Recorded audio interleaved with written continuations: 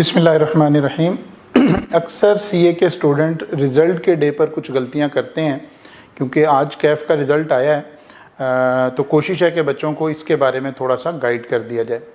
Particularly वो students जो unfortunately current attempt में क्वालिफाई नहीं कर सके, वो अक्सर एक गलती करते हैं और सोचते हैं कि अच्छा जी 3 पेपर दिए थे तो कोई भी पास नहीं हुआ, तो अब ऐसा करते हैं इस दफ़ा 4 रख लेते हैं, 5 रख लेते हैं। यानी रिएक्टिव होने की कोशिश करते हैं और समझते हैं कि शायद अब हम 4 पेपर रख के फिर दोबारा दोस्तों के बराबर आकर खड़े हो जाएंगे और हम दोबारा हमारे ग्रुप के साथ मैच कर जाएंगे।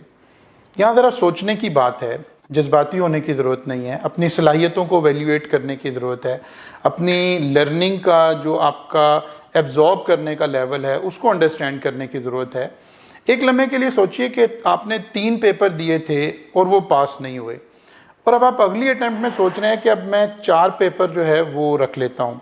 ये बिल्कुल ऐसे ही है कि जैसे अगर कोई वेट लिफ्टिंग करने वाला शख्स उसने लेट्स अज्यूम 150 केजी वेट उठाने की कोशिश की और वो इसको उठाने में कामयाब नहीं हो सका, तो उसने कहा नहीं जी अब 200 लगाएं मैं उठाता हूँ। तो सब लोग यकीनन यही सोचेंगे कि आप 150 नहीं उठा सके तो 200 क्यों लगवा रहे हैं। तो बिल्कुल इसी तरह ही है कि अगर आपने 2 पेपर दिए थे और उनमें से कोई पास नहीं हुआ तो फिर अब आप अगली मर्तबा 3 देने की कोशिश क्यों कर रहे हैं, 4 देने की कोशिश क्यों कर रहे हैं। आइडियल तो होना चाहिए कि अगर आपने 3 पेपर दिए थे और आपका कोई पास नहीं हुआ तो ये शो कर रहा है कि आपका जो लर्निंग का बेरिंग लेवल है वो 3 पेपर का नहीं है, शायद आपको 2 पेपर देने चाहिए। लेकिन चलें लेट्स अज्यूम आप 3 ही पेपर देना चाहते हैं तो एटलीस्ट खुदा के लिए 4 पेपर तो आप ना करें।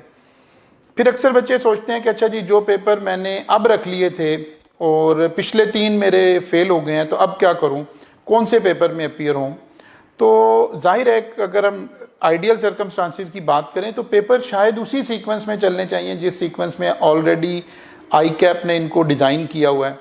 लाइक आपका इंट्रो पास नहीं हुआ खुदा ना खास्ता, तो आप सोच रहे हैं क्योंकि FAR1 मेरी बड़ी अच्छी तैयार हुई है और FAR1 का मेरा ज़रा टेम्पो बना हुआ है तो मैं FAR1 का पेपर दे देता हूँ। यानी आपका इंट्रोडक्शन का पेपर पास नहीं हुआ और आप FAR1 रख रहे हैं, या same case FAR1 and FAR2 का हो सकता है, या किसी भी पेपर के सीक्वेंस का हो सकता है। तो एक्चुअली थोड़ा सा लर्न करने की कोशिश करें, थोड़ा सा आई कैप के सिस्टम को समझने की कोशिश करें। खुदा न खास्ता जो फेलियर हो गया है, जो पेपर आप अगर पास नहीं कर सके तो उसको फेस करने की कोशिश करें। रिएक्टिव अप्रोच ना लगाइए कि जी मैं अब ऐसे करूंगा तो फिर ऐसे हो जाएगा। नहीं, आई कैप के पेपर आपको पता है एक मैराथन रेस है, ये 100 मीटर की रेस नहीं है।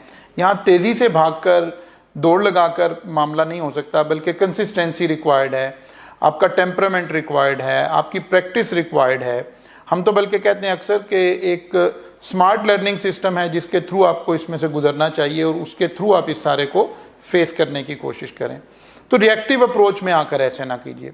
आज ही एक बच्चे का रिजल्ट मेरे सामने आया, मेरे से उसने शेयर किया, तो मैंने देखा उसने 4 पेपर दिए हुए थे।